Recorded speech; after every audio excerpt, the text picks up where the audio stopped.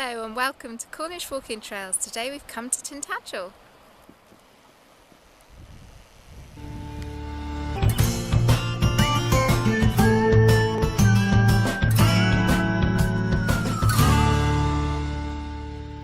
Our walk today starts at Tintagel Church.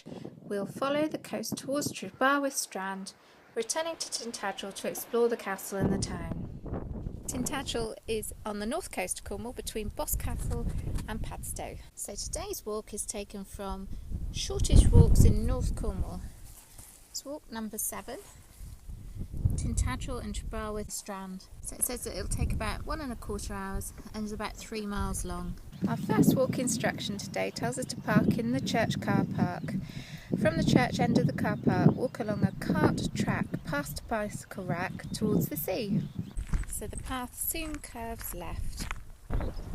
So we've just come a short distance from the church. The path has been superb. It's obviously a National Trust good quality path. The gorse is looking spectacular, and that headland where everybody is crowded around, we reckon they're looking back at Tintagel Castle. We'll go and explore that later though. The sea is looking gorgeous today. It's a bit windy and the gorse is looking stunning in the sunshine. At a complex junction of paths, bear right downhill in the direction of a conical island. Pass above the youth hostel and leave the track by a path to the right.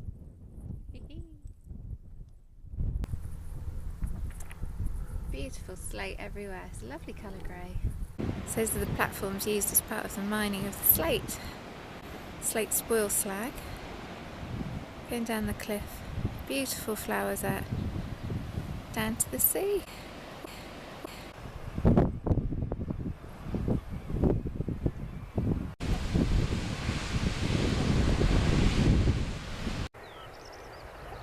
The formation of the slate, you can see the lines.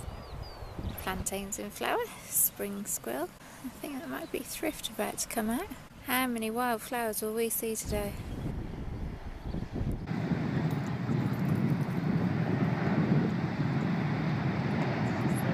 Round the headland at a wooden stile, turn right onto Bagalow Cliffs. Everywhere you look, this beautiful, beautiful spring squill. And that's where we're going to walk. See how tall those cliffs are. The sea is shimmering away. Beautiful. There's the old spoil from the Delabole slate mines. Love the way the slate splits. Just forms part of the path. So the walls are made of slate. Beautiful material for a wall. The sea campion sat on it, made a little home. Little sedums growing in the cracks. Perfect home. So how many flowers are we up to now?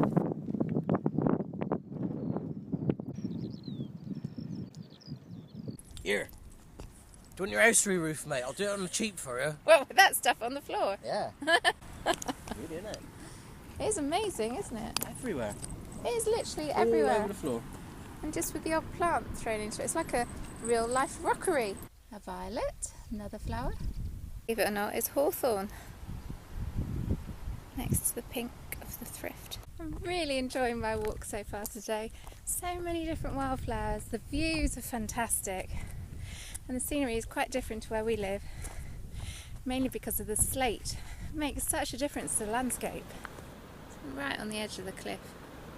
It's just this little man-made wall keeping us away from the very, very edge. And then you just look over and it's a sheer drop. So it says, before long you'll pass ahead of a deep gully where a wire fence is supported by rectangular slabs of slate. Oh yes, there is a deep gully. 10 metres beyond this, turn left at a stile, notable for a piece of white marble built into it. This walk is a bit unusual in that we do a figure of 8 today, so we're going to leave the coast for a little bit, go inland across a couple of fields and head back towards the coast.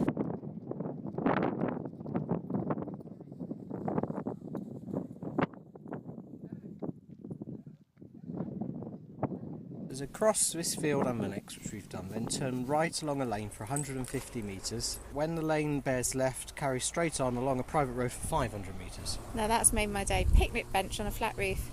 Either got a wicked sense of humour or a door off their roof. All the way down the lane we've still been able to see the sea, heading towards this remote isolated house. This is Trebarwith Strand. And look at that view, absolutely amazing. All the way round on this walk we felt really high up and you get this fantastic sense of looking down on the world. It's phenomenal, you just feel so high up. Got the bit gate leaning. Look at all the houses I can't afford to buy. Look at Oh. that one. Oh, I know, Oh, crumbs. beauty. I see what you mean, wow. So at this point you can either carry on down to Trebarwith and the pub down there, or head right back up the cliff.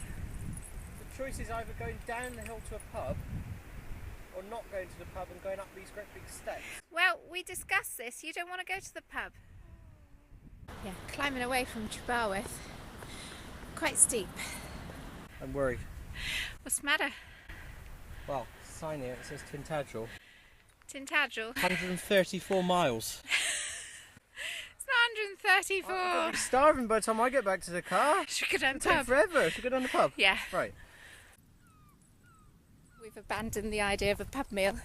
Couldn't face that climb twice. Just wandered along the coast from Trebarwith Strand. And these are fascinating outcrops of rock. It's the old mine working, is it? From when they mined slate. Slate quarry. So this is all that remains of the quarry where they used to take the slate. Presumably that's the slate they didn't think was good enough quality.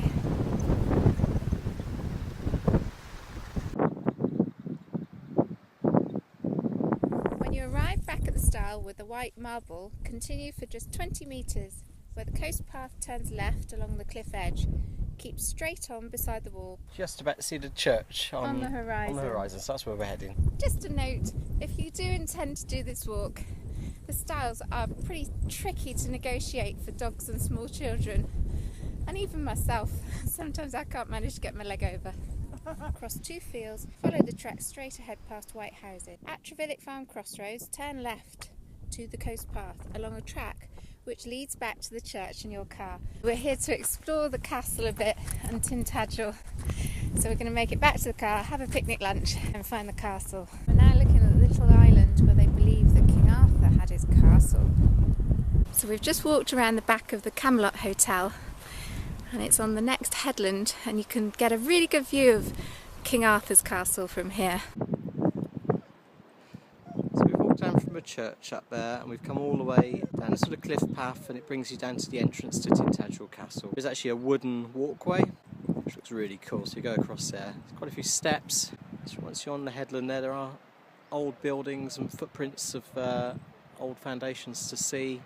Amazing views across the coast as well. Perched on the valley side ahead you can see the ruined walls of Tintagel Castle. Richard, Earl of Cornwall, built the castle in about 1230 and at 1 o'clock he had his lunch. So the legend of King Arthur says he had a round table so all his knights were equal and nobody was head of the table. And of course his Queen Guinevere, who fell in love with the gorgeous Sir Lancelot. Lots of legend has developed around that story, whether or not it was actually a love story. Of course Guinevere might have been married to Arthur just out of convenience. Here, Sarah, What? tell them all about Merlin, because that story's wizard. The sword called? Excalibur! And Dulsbury Pool, that's on Bodmin Moor. I think I'm going to take you up there, so if you get a Lady of the Lake, give you a sword. Oh, I'd like a lady of a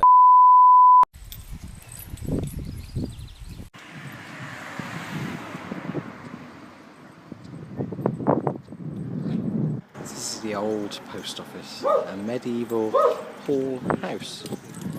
The old post office is owned by the National Trust. There are 5 rooms and a traditional cottage garden to explore. Dating from around 1380, it is a rare surviving example of a Cornish hall house. Over the centuries, it's had many uses, most notably as a letter receiving office for the village. Oh, I love how everything in Tintagel is Arthurian in theme. Camelot Hotel, King Arthur's Great Halls and Guinevere's Restaurant. Absolutely wonderful. Granny Wobblies. A wobbly granny. What are you getting? Salted caramel. Oh, yummy. You find anywhere to buy a sword yet? Love how the slates influence the architecture. Slate flagstones, slate walls, slate roofs. Oh, brick chimney. Time for coffee. Cool. So what do you make of our walk today then? I think the walk was fantastic. I love the fact you can be so close to somewhere like Tintagel that is tourist heaven, and yet you hardly see a soul. Absolutely beautiful coastline, very dramatic. I love the slate. I found it really interesting where they used to quarry the slate. The way the walk's configured as well, you could have a break halfway around at the pub. We've chosen to come and find King Arthur's castle. Could do the walk without doing that. What would you score it then out of 10 as a walk? The walk itself I thought was really pretty, and there is the opportunity to have a pub lunch on the way, although we didn't take that up. I'd give it an 8 out of 10. Yeah, I think 8 out of 10's fair. Bye bye King Arthur's castle.